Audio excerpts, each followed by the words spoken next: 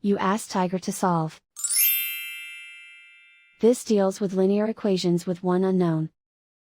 The final result is x equals 6/7.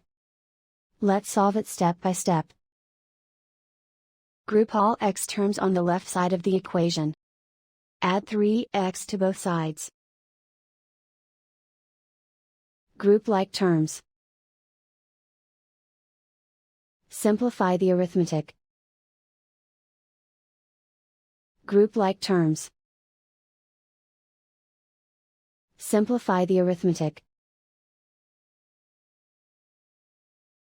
Group all constants on the right side of the equation. Add 5 to both sides. Simplify the arithmetic.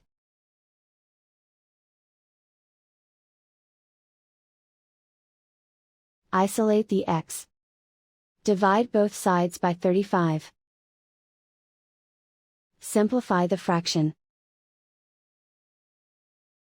Find the greatest common factor of the numerator and denominator.